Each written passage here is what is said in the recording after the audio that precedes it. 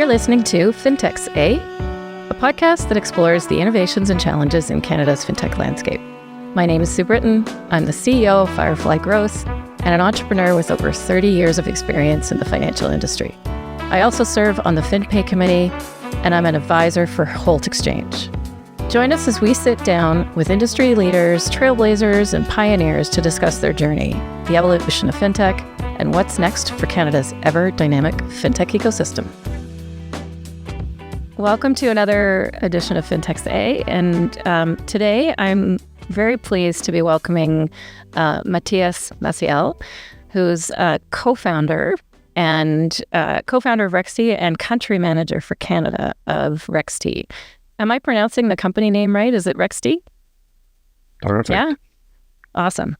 Okay, well, welcome, Matías. Why don't you start by, doing a bit better of a job of introducing yourself than I just did. But tell folks a little bit about you. And I gather you are are you based in Canada now? You're in Toronto? Yes, I am. Okay, so you've moved here, but it looks like you've spent, most of your career elsewhere. So tell us a little bit about you. Yes. Okay. First of all, thank you. So I'm very happy to be here with you and have the chance to talk to you. And about me, yes, I have been in a few places actually. I am originally from Argentina. I was born in Buenos Aires, but I lived in Costa Rica. I lived in Peru. And now I'm living in Canada. So, but everything in terms of Rextie's existence, everything began in 2017. I've been living in Peru for 10 years. Back then, from 2012 to 2022, before coming here. And in 2017 is when Rextie started operations in Peru. I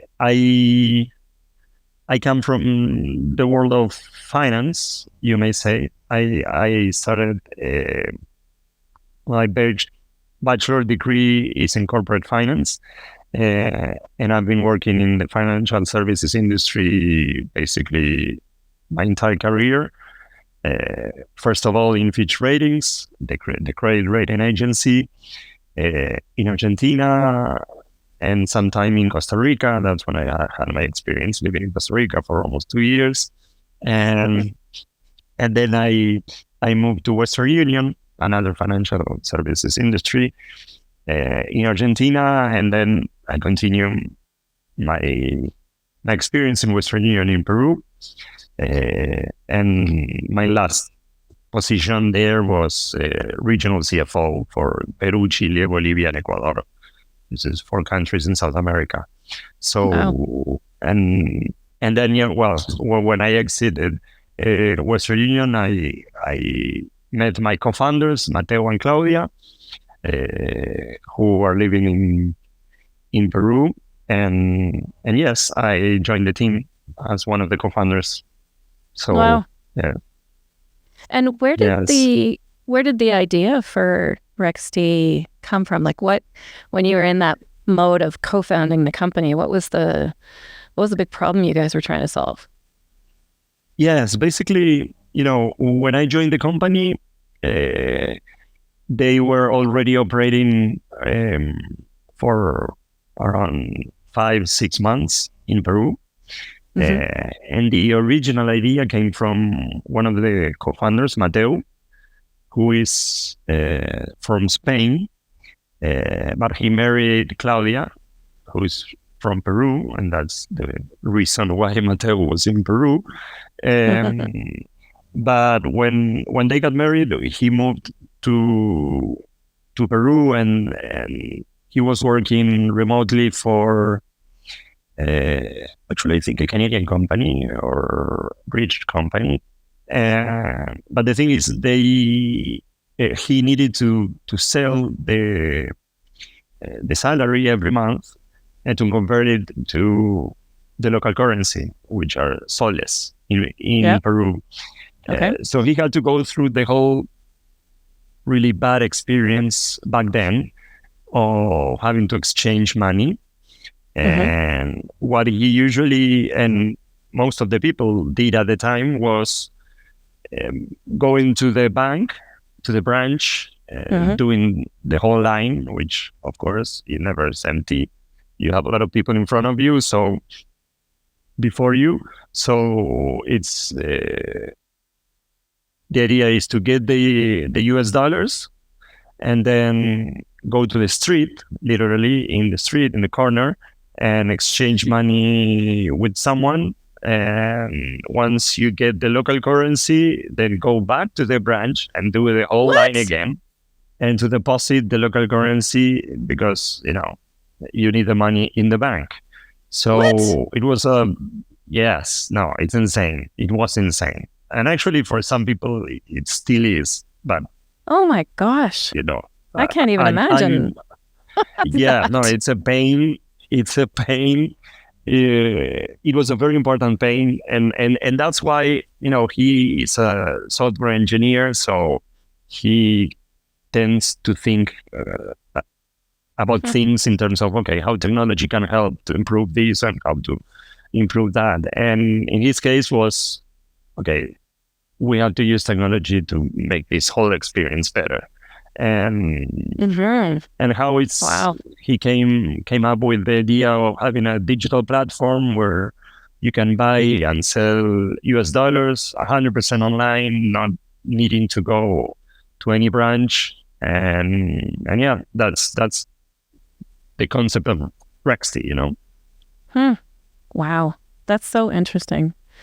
I mean, before we sort of dive into the whole world of, I guess, foreign exchange, I guess, so you've been in business since 2017, and I think plans are, as obviously your country manager for Canada, is to expand to Canada, and I think that's happening sometime in the year, first half of 2024-ish. Yeah. Still working on it, but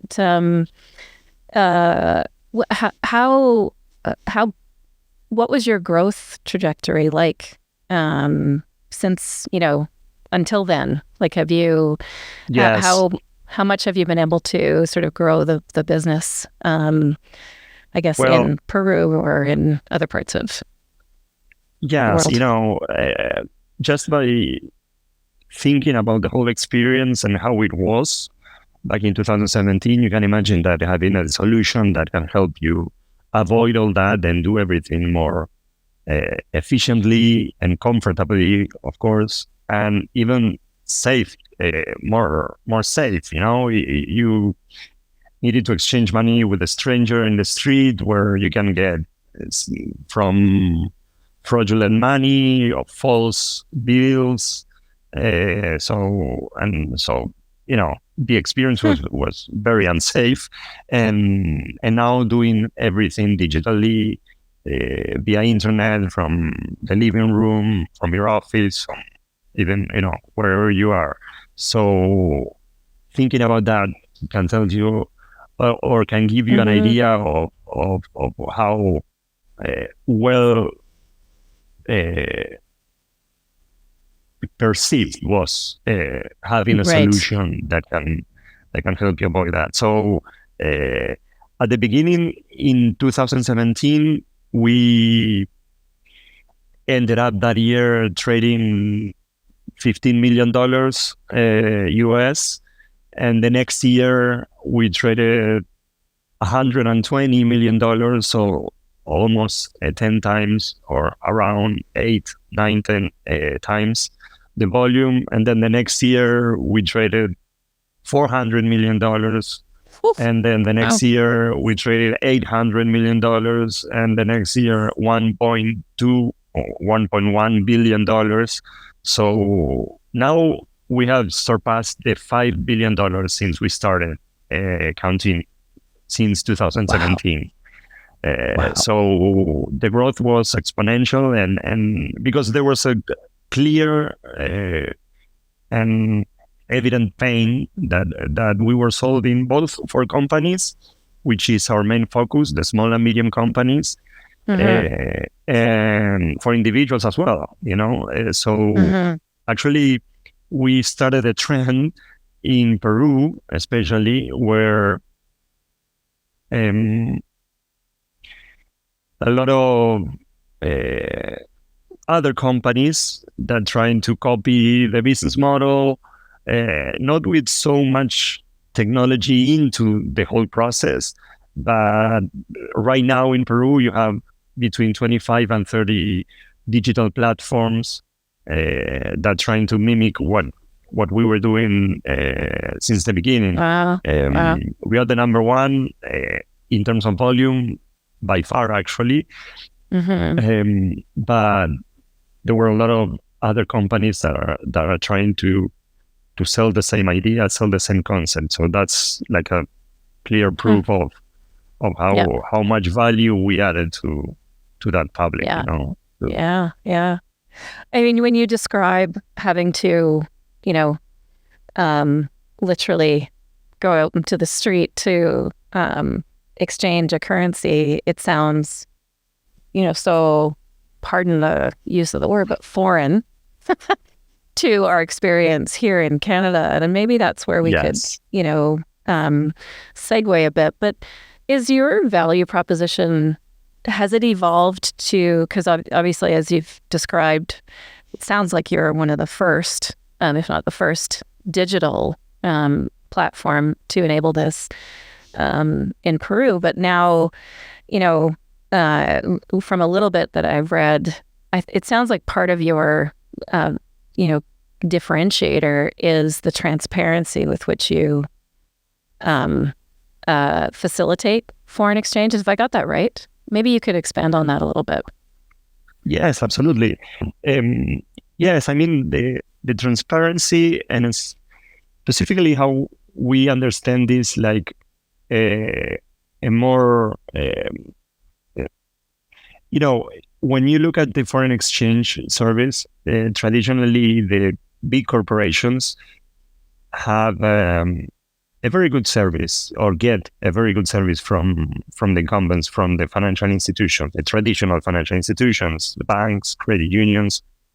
They usually receive a very good service because the volume is there with the big corporations.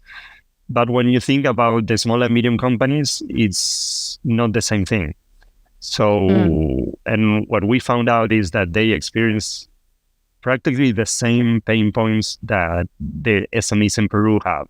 Not in terms of having to go to the street to exchange money to get better rates, but yes, in terms of the rates. What the difference is that they are not going to the street because they don't have someone, because of course it's illegal, and here we enforce the law, so you don't have that option, or at least not that easy. So what small and medium companies are doing is basically paying the price that they have and they get from the financial institution. So they're leaving a lot of money in the table right now. And additionally, they don't have access to an FX trader that gives them a more individual or service that can, help them with their transactions, help them with understanding how the market is moving or where the market is moving to. What are the major factors that they have to consider when, we need to sell because we are an exporter and we need local currency to pay taxes and salaries. And when is the best time? So that's another differentiator versus what the type of service these kind of users are getting right now. And of course, if you add that the use of technology, having a really solid platform, safe. We recently had an international certification, the ISO 27001, which is specifically for data security, data management, and most of the things that have to do with security and online data management. So when you talk about transparency, that's another thing that we, from the start, wanted to focus in terms of making our users aware at any point of the whole transaction, starting from when they book the transactions to when they send the money to Rextie's account. So to the moment that we send the money back to the user of the other currency, you can do a very clear job of the whole tracking of the transaction, very transparent, of course. So because we know that since the business model implies that the user has to send the money first to our account and then expect the money back to their accounts, it creates a lot of anxiety, which is understandably, of course, and we want to address that, making sure that the user is informed at all times of where is the transaction right now and what is the next step and what they can expect to be the next thing. So yes, I think that's our main value proposition, and that's what we offer to the market. And why?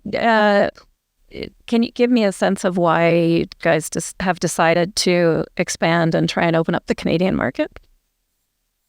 Of course, absolutely. You know, we come from Peru, and I am from Argentina, like I said at the beginning. So we first tried to think about going to Argentina, but if you are reading the news in the last 10 to 15 years, it has been quite problematic, especially in foreign exchange market in that country. There's a lot of restrictions right now, and it's making it impossible. And actually, it's legally impossible to enter the market because it's a ban for new players since 2019. So yes, so that was okay. Maybe it's not the time right now. And we started to think on other markets, and in terms of Spanish-speaking markets, the Mexican market is the most important one in terms of size and, of course, the business opportunity there. But there is one thing that I think it's very relevant, which is, and make it impossible for a company like us to enter the Mexican market, which is a regulation that requires you to have a minimum capital requirement of X million dollars, which for a startup, of course, that's impossible. And that's the reason why there is no companies like us. And that's why actually we switched the strategy, because the Canadian market was always a market that we were very interested, because before doing the research, we assumed that the SMEs were dealing with the same problem. And after doing the whole research, the market research, we confirmed that assumption. And another thing is, besides on the size of the market, which is, to give you an idea, is 20 times the size of the Peruvian market, for example. It's like 20 Perus. Canada, yes. Wow. The currency per Canadian dollar versus US dollar is the number 4 or 5 in the world in terms of volume.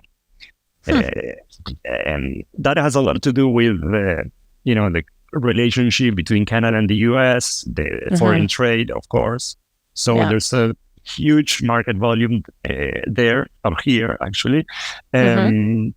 So that was, of course, the most important thing in terms of why we are interested. And if you add to that the fact that the Canadian regulation for companies like us are basically focused on the AML and KYC process, the anti-money laundering and know your customer processes, which we already had, because in Peru, we not only, of course, are doing what the law requires in Peru, but even more, just to give more security for us and for our users, of course. So when we started to research about how our things are doing, or how things are done here, and what are the requirements, we basically met everything, and we had to adapt very slightly our KYC policies, our AML policies. So we had everything ready to start operating, to register, to get a license on FinTrack. So yes, it was a very pleasant surprise, if you see. In terms of how many barriers of entry a player like us have for this market. Then we can enter, or we can talk about the informal barriers of entry. But in terms of the formal ones, yes, that was a very interesting thing for us. So that's basically why we thought about Canada, and that's why I should add to everything I said, the fact that it matches a family plan that, in my case, we had living in Peru, which was moving here. So I think that the planets aligned in a way that it makes sense for everyone. Yeah, that's great. So you've moved your family here? Yes, I moved in July 2022. So it's a year and a half, a little more than a year and a half. Yes. Okay. It has been really nice. Yes, we're very happy. Oh, that's good. Okay, so maybe let's talk about some of those, because you've sort of set me up for this a little bit, but the informal barriers. So you did your market research, and it must have given you a sense of sort of what you're up against in terms of competition, which I think, often people think of as, immediately as maybe other companies like yours that are doing what you're doing. But then there's the competition of, the historical way of doing things, right? Which is, how many businesses really understand that there's different ways to accomplish their, like their foreign exchange requirements, right?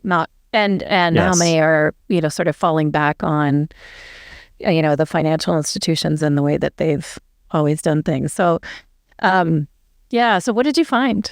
Like, what's some of that market research that, you can share that gives us a little bit of a sense of what some of the hurdles you're going to have to overcome? Yes.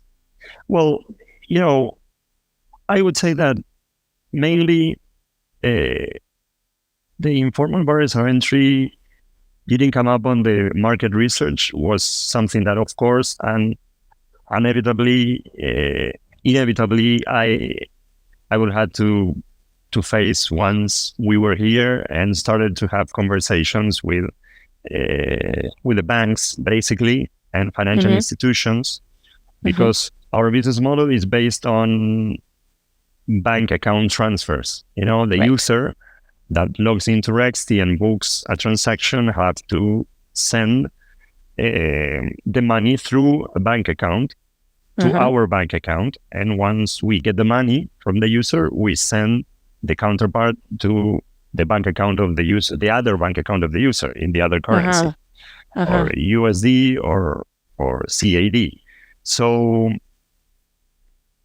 the thing is that since we need a financial institution to operate, it was very important to us to have that partner here in Canada.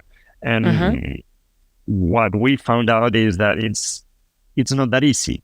Here you have a financial system that is very concentrated. There's 5 entities that manage more than 85% of the market. So there's only a few financial institutions, and they are very comfortable with their market position. And of course, a company like us, when you look at us with only one eye, you can see that, okay, this guy is trying to compete with me in foreign currency exchange transactions. But the thing that it's more difficult to find is that financial institutions that looks at us with both eyes open. And we have also a lot of value that we can add to the financial institution that is working with us, because right now that financial institutions is handling the FX transactions, the foreign currency exchange transactions, with their clients. But through Rextie, they can access the whole universe of FX transactions that are happening in the whole, the entire market, actually, because you can operate with us through any bank and through any credit union here in Canada. So we can serve or they can use us as a mean to a much bigger end, and not only seeing the part of the market that they will not be left out. They will be only reducing the margin that they are getting right now, because even for the transactions that the bank is making, we function as an aggregator of FX transaction for these financial institutions. So it's not like they're going to be entirely left out, because, for example, if I am working with RBC and RBC client wants to buy $100,000, I will buy the $100,000 from RBC at a much better price, of course, since I am an aggregator. So I get better pricing. But the RBC will still be involved in part of the transaction. So what we found is basically that difficulty to find that financial institution that is willing to open the doors and jump in on a financial revolution that we are trying to achieve in terms of the foreign currency exchange, at least. So that has been hard, and that's something that last year we announced. For us, it's a huge milestone in Rextie's history. The investment from Citicorp, from Citibank in Rextie. And of course, they are a financial institution that is present in most of the world, actually. And Canada is not the exception. And they will help us with that. But of course, we are still in conversations with some financial institutions. But it's another thing that we found out is that, it takes a lot of patience and time, like the song. Because yes, it's a matter of letting people to know you. It's not. I will not qualify the Canadian financial market as a very fast or okay, here's the opportunity. Okay, let's move forward. No, it's more of a more slow process. Which it has its pros and cons, like everything in life. So I think that it's just a matter of adjust and exercise your patience muscle. Yeah. And is any part of their, obviously I think we could talk a lot about, just the speed at which the Canadian landscape has moved and it has slowed, or, there's been some good things that I think hopefully will, drive some innovation, like, the commitment of our government to move, forward with open banking and, the very payments, payments modernization, which, I think unfortunately is, that's, I think, where you really need to have patience because, it's starting with, regulating payment service providers. And while that's good, those payment service providers still, until there's a way for them to apply to have direct access to our payment systems, they still have to have that banking partner. And frankly, we need the system that they would want direct access to for them to be able to do that. Predominantly, there's other systems they could they can move money on. But it's and all of that has been challenged by, kind of the macroeconomic climate that we're in. Yeah. But is it your sense that, because you're talking probably about, like, even though there's five or six, we talk about in Canada about the big six. So National Bank would be in that category. And then you've got the whole world of credit unions. I mean, Desjardins is larger than National Bank. But then it really drops off after that to, our next biggest bank is EQ, our Equitable Bank. But like, is it, and I don't think it is this, but I'm going to do it just for effect. Is it as simple as, these large banks make a good amount of money off of foreign exchange and don't want to give that up? Of course. If you look at the financial statements reports of traditional financial institution, of course, the foreign currency exchange is one of the top, between the top revenue sources. And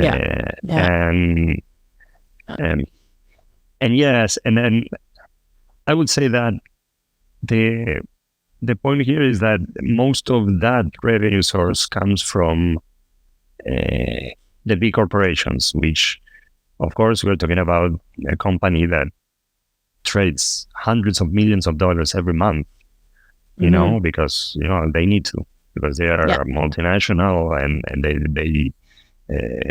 they have a lot of FX needs and services. And, when you talk about big financial institutions, you talk about more sophisticated services that they offer for the FX needs, like swaps, like hedges, like forwards, and things that are, of course, very profitable. And that's why I think, not in terms of a company like us, because we are not a competition in that area or in those products and those services. We only trade, spot transactions, which is, you need USD now. Okay, we're doing it now at the price that is today. And so it's more simple than that. And of course that we are not targeting also big corporations. We are targeting more the SMEs. So in terms of volume, I think that it's a smaller part of the cake. But nevertheless, they always have the pressure to, quarter after quarter, increase profits and financials. So yes, it's and like I said before, if you look at a partnership with a company like us with only one eye, seeing, okay, this could put at risk this part of the business, okay, then it's a no-brainer of delaying or trying to avoid working with us. But I think that it takes more a more broad approach to the business opportunity here, and understand that and sell that internally, which is very often the hardest part. Try to convince the other guy inside the bank to understand that, when maybe they are only seeing the bad part, Right. Yeah, for sure. And so let's talk about the small business customer. Obviously, it's a customer that needs, access to foreign currency in order to, complete some kind of transaction. I imagine it could be an investment, purchase, a payment, to a customer, all those types of things. But what how many of those businesses are there in Canada that you think would be, part of your addressable market? Well, if you look at, right now, if I remember correctly, it was around 120,000 SMEs that are exporting or importing. And that's basically the ideal buyer persona, as you say, in this case, the ideal user. Because an exporter, they receive USD every month or several times every month, but the local expenses, they need to pay them with local currency. The taxes to the CRA, they have to pay them with local currency. So they need to sell USD constantly. And the other way around with the importer works the same way. They need to buy the products or the services or whatever from another country, and they need to pay it in USD. And they are selling locally, so they receive Canadian dollars. So they need to buy USD. So those are the type of clients that or users that are the perfect fit for a company like us, because we will give them better pricing and a much better experience talking directly to the FX trader, and we'll help them understand how to navigate this environment, which, like you said, it's getting more complicated. A lot of conflicts, a lot of changes, a lot of the third industry revolution with the AI, and it's a lot of things happening at the same time. So it's hard. Sometimes I feel like it's hard to kind of switch between thinking of where we are today and as we just talked about, a market that is dominated by a few players and regulation that's going to change, but it's going to take some time to that to I can use ChatGPT to do a myriad of things that seem so much more intelligent than I could ever be about stuff, and it's like such a it's such a sort of span of, I don't know, reality. Like transformation it's happening on the one hand and it's not happening on the other hand. So where do you think you could, timing, I think, is one of those things that will be super important. To get the timing right as to when you actually put your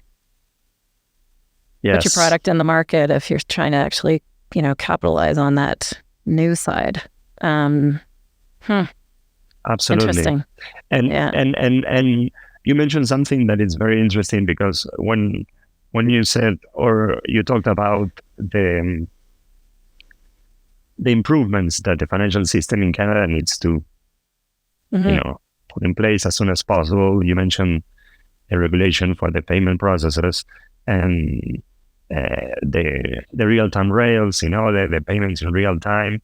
Actually, that solution, when we did the research and everything, the timing for the go live of that was later 2022, early 2023. And that got postponed actually twice since then. And that's a very important thing, that it can affect not only the financial system itself, but also the productivity of the whole economy. Because the competitors, other countries, they already have that, or they have a better infrastructure. So I think that that's something that sooner than later will have to be on top of the priorities of the people in charge of those things, right? So and I think I don't know if you've heard of Senator Colin Deacon. Yes, and he tries to kind of shine a light on some of these issues, and as do many others, as does Alex and his team with Fintechs Canada. But the average person doesn't necessarily understand what this means.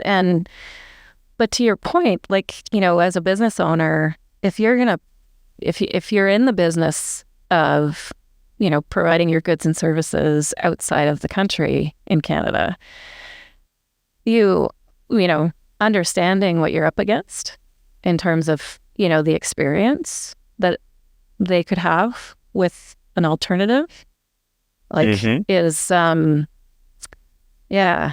And I mean, 100,000, businesses exporting and importing is 10% of our overall businesses. And I would imagine it's probably I don't know what it is in terms of that's number of businesses, but what is it in terms of, impact on the economy, right? Probably larger. Yes, much. Yeah. Yes, absolutely.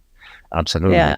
And you're not considering that the companies that are not necessarily an importer or exporter, on a regular basis, but need to exchange because they have to pay a debt, and they have to or collect or invest. Maybe sometimes they have a lot of money saved in Canadian dollars, but they want to invest in something that they need USD. So, yes, I think that the impact of this service it's much wider and or bigger. Yeah, I don't understand.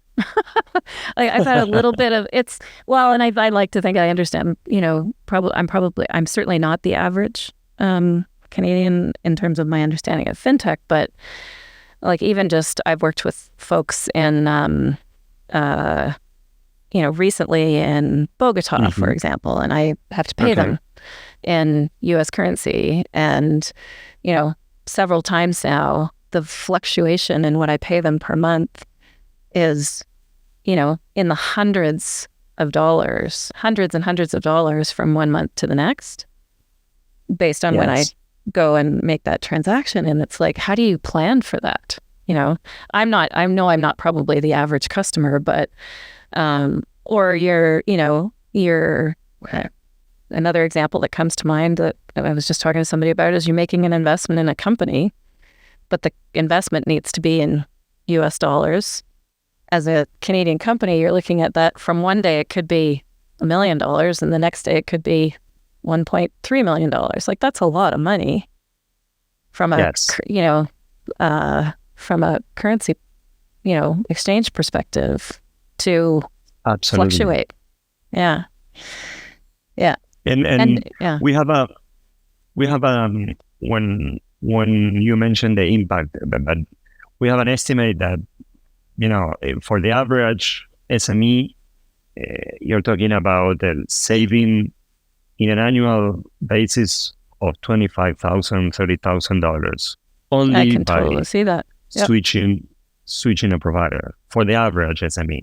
We're talking about a $200,000 FX needs monthly. So if the numbers are bigger, the saving, of course, will be larger too. So yes, I think that people is not aware because they don't understand, because they don't have the time to understand, because they are focused on the actual business, and it's fine. It should be that. There's nothing wrong. That's why companies like us exist and try to, okay, don't worry about this.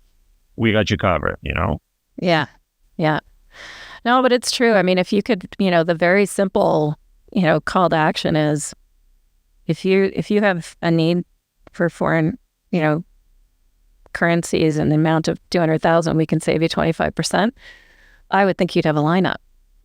But, how do you reach them? How do you actually get, how do they know that you exist?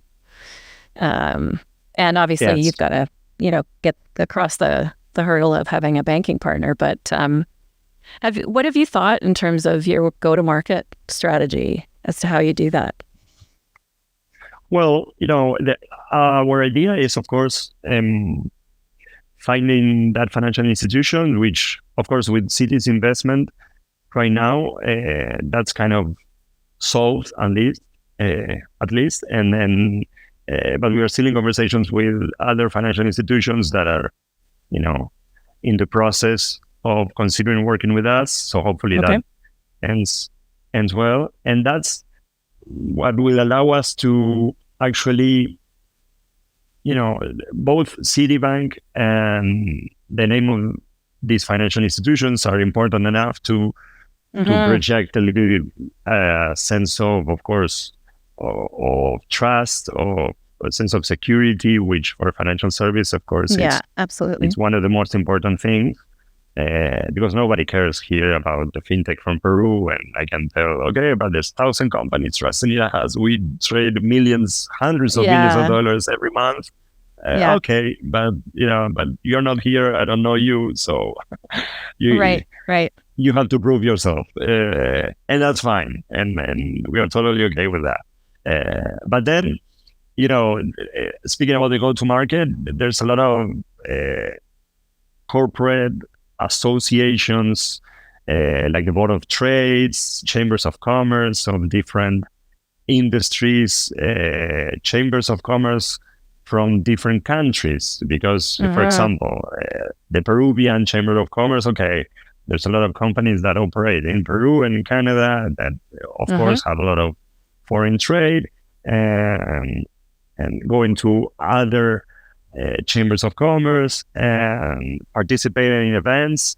And for a digital company like us, of course, having the right digital marketing strategy will be, of course, very, very important. And we were born in the digital world, so we had to make a name for ourselves in the Peruvian market, and we were very successful doing that. So.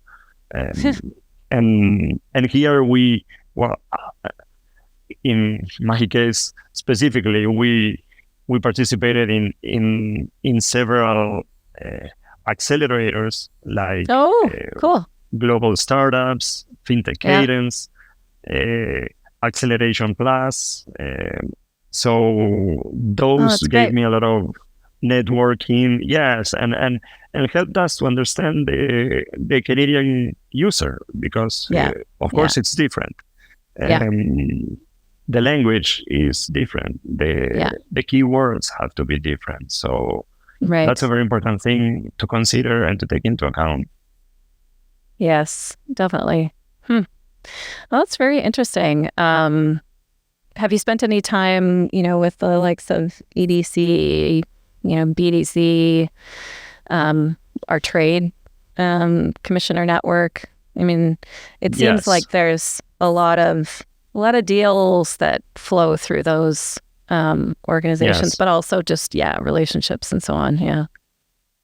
Yes, those type of connections are something that, having participated in these acceleration programs and the startups community here in Canada, were very helpful, because now, of course, right now we are not selling because we are not operating yet, but hopefully later in this year, I already have the connections and I know who to go or where to go in terms of getting that access to these associations or chambers and things like that.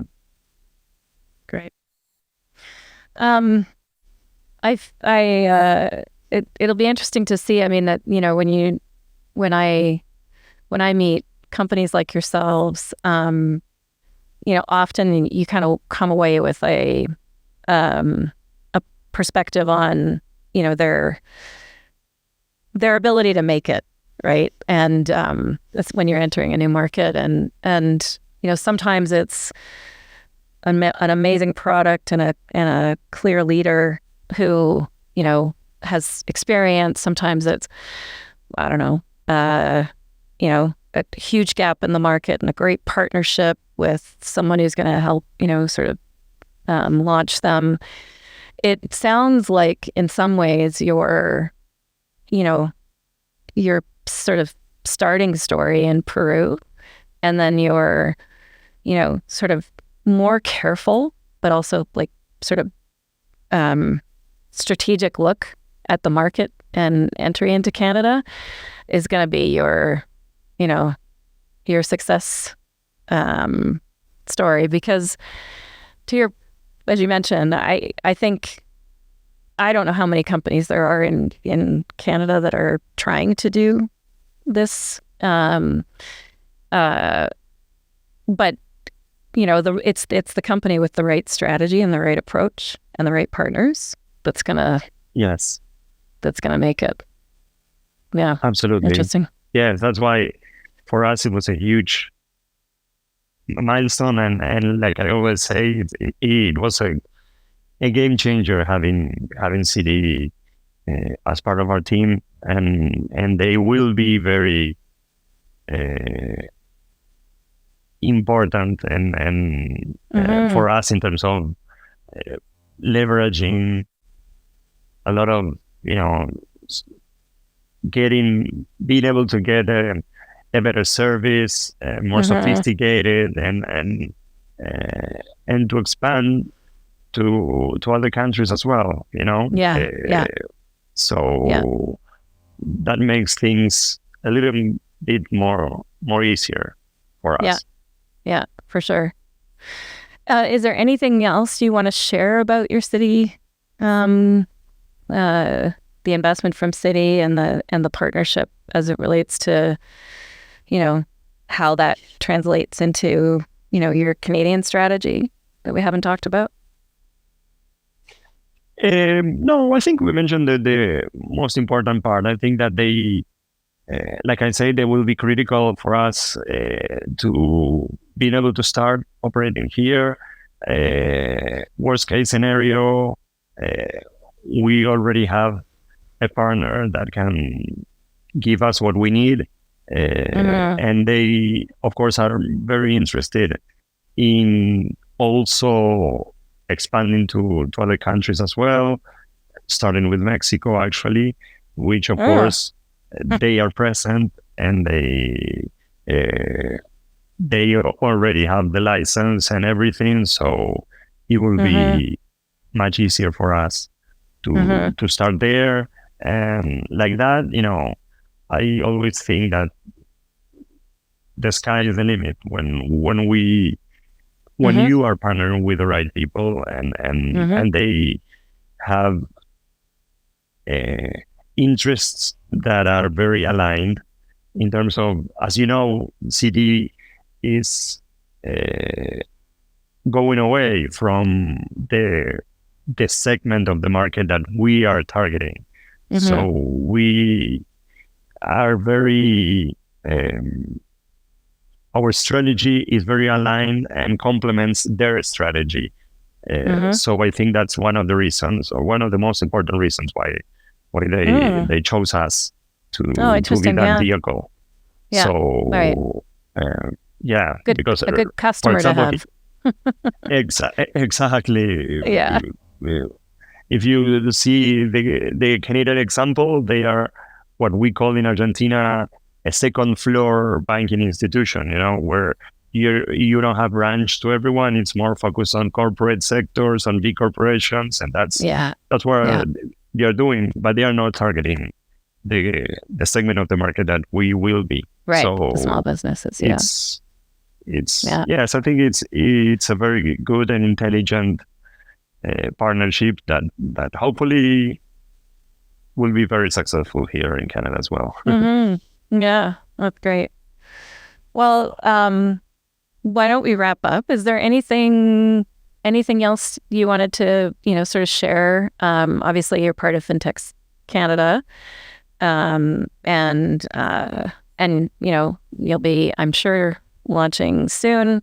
Is there anything that you need, or is there do you have any asks of the Canadian ecosystem? Well, I think that, of course, now you mentioned Fintech Canada, and I think that my ask will be for everyone to pay more attention. For everyone, I mean not every person in the country. I mean the people that needs to hear and needs to act on these things that we talked about in terms of improving the infrastructure of the financial system, improving the regulations, modernizing, actually, is the right word. So I think that's a very important thing that have implications through the entire economy and can make Canada a better country, even better country, to companies from everywhere to think about operating here and having business here. So I think that's the main important thing. Alex is doing a great job trying to put that on the agenda, and we need to stress and to highlight about the importance of all that work that I think it's very very valuable and very important for companies like us that are trying to swim in this ocean. So yeah. Okay. Well, that's great. I think you're right. Obviously, yeah, and it's great to have new and interested parties at that table too. So it's good that you've joined. True. Yeah, awesome. Well, thank you very much. Thank you. It's a pleasure. Yeah, no, it's very interesting, and I wish you all the best. And hopefully, we'll be chatting again soon. But thanks for coming on the podcast. Yes, absolutely. Anytime soon. Thank you very much. That's great. All right. Thank you. Thanks for joining us. Looking for more insights? Visit us at fintechscanada.ca or follow us on LinkedIn. We'll see you next time for more on Canada's latest fintech innovations.